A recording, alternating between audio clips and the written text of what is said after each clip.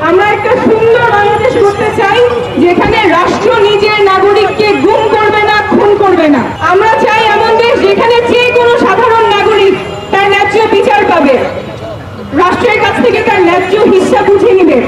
আমরা চাই না এমন দেশ যেখানে টাকার অভাবে মানুষ চিকিৎসা পায় না।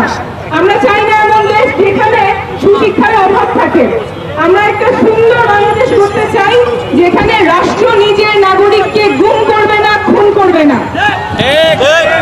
এই ন্যূনতম চাওয়াতে আমাদের সবাইকে এক থাকতেই হবে। এখানে দল মত নির্বিশেষে সবাই নাগরিকের অধিকার প্রতিষ্ঠা করতে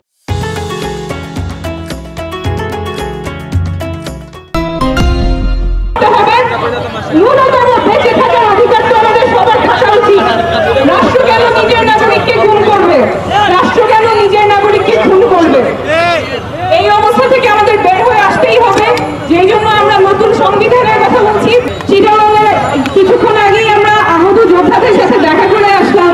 আপনারা যে বীরত্বের সাথে জুলুমের বিরুদ্ধে প্রতিবাদ